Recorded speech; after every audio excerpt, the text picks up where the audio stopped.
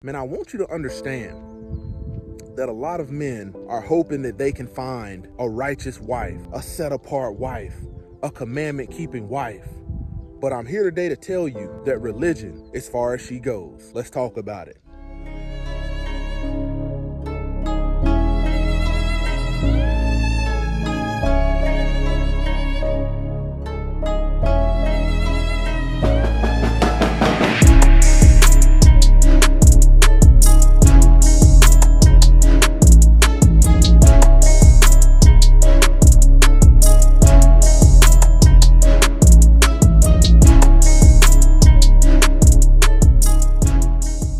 All praise to the Most High Yah. Thank you for tuning in to another Righteous Spirit-filled episode. Today I'm back at it in them trenches, handling that kingdom business. Man, I want men to understand the importance of looking beyond her religion. You know, there's a plethora of women out here that have all these religions, you know, fall up under these different denominations, these different sects, these different categories.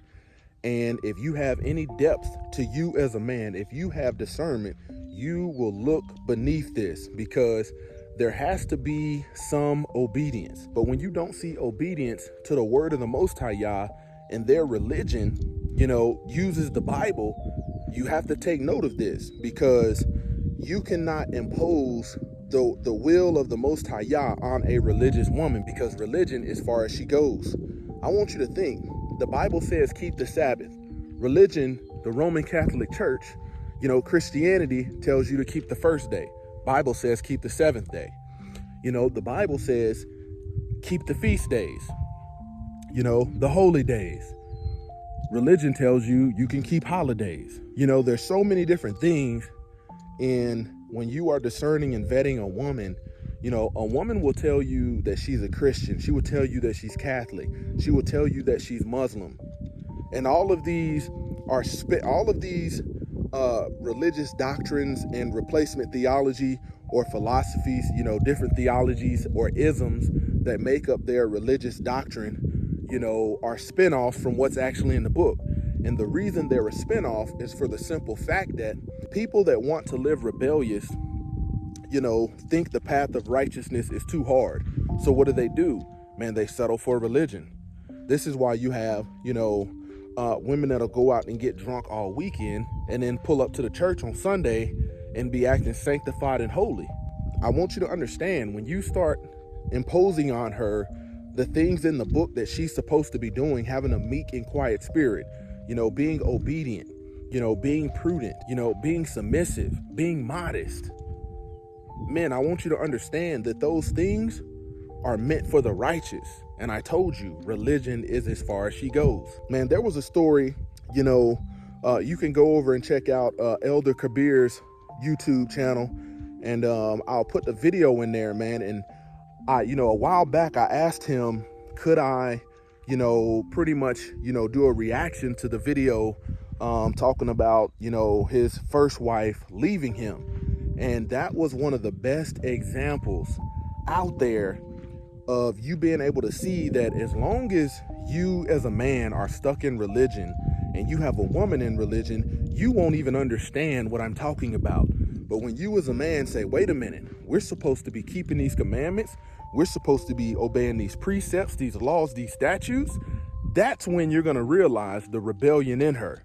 You know, she is going to agree with religion rather than actually doing what's in the book.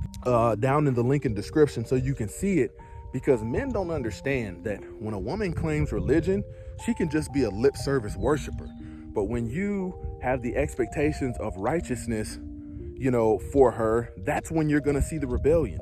That's when you're going to see the disdain for the will of the Most High Yah and his instructions and his chain of command. You know, religion will allow a woman to be, you know, religion will consider a woman godly. Meanwhile, she's a feminist. They'll accept those two together. Righteousness won't, because the word of the Most High Yah says man is not independent from woman and the woman is not independent from man. So it doesn't line up. You know, when you start standing up as a man and say, hey, you know, we're going to keep the Sabbath. We're not going out Friday night causing anybody to work. We're not ripping and running on Saturday. No, that's our day of rest. You're going to find out how quick. you're going to find out how quick that woman will rebel against you when you start saying, no, we're not keeping Christmas. I'm not celebrating Valentine's Day. I'm not celebrating X, Y, and Z. I'm not celebrating Halloween. Or you're going to realize a lot of these women never loved the Most High Yah at all.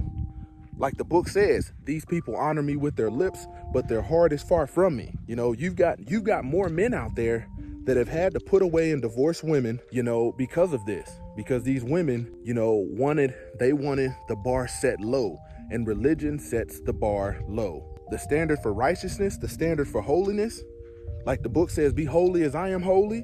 The Messiah telling you he set the example for you. He didn't set the example of lawlessness. That's why he was found with no sin. But religion allows them to still please the way of their flesh rather than denying it. Man, I'm here today to tell you that a lot of these women that you have chosen, some of you men right now, you might be Christian men, you might be Catholic men, you might be men up under these religions. But if you ever come out from among them and start keeping the commandments, you'll see what I'm talking about. You'll definitely see what I'm talking about. How fast these women will buck up to you, you know, try to steal your children out from under you. You know, these women want you to believe that you're the head of the household. They want you to believe that, you know, they're submissive. They want you to believe that they're modest. But when you start lining them up against the book and have that same expectation, because why do I say this? See, women know what is the righteous expectations they are to have of a man. This is why women want a good provider. Women want a good protector. You know, women want a man like women want a high value man considered an alpha, because the righteous men of the book were warriors. Being a good provider is righteous. Being a spiritual covering for your woman is righteous. That's what the righteous men did. That's not what the whoremongers did. So they know what expectation to have for you, but it's the men that don't know what the actual expectation is they're supposed to have of their women. You sitting up in a religion and you walking around talking about happy wife, happy life. When you start getting your house in order, you're going to realize everything that I'm saying. And you will realize that you are not the head. She's not submissive. She's not modest. You know, once you start lining it up with the book, you're going to realize, man, that idolatrous, you know, woman will turn against you. And all of the righteous men will be the villain. Righteous men will be the villain. Why? Because the Most High Yah has it in place for you to have the power, the authority to set instruction, to set law and order in the house. There's a chain of command, and you are at the top of that chain of command, that pecking order, biblically, and they're not going to submit to that. Men, I'm here today to tell you that for majority of these women, and let me tell you what I mean by that. When I say most, man, we look in the Bible, man, the preacher looked amongst 1,000 people and only found one righteous man. Amongst that same 1,000, he found no women. So you have the majority of women, men, religion is as far as she goes. Closer to Yah ministry, kicking a gun barrel straight.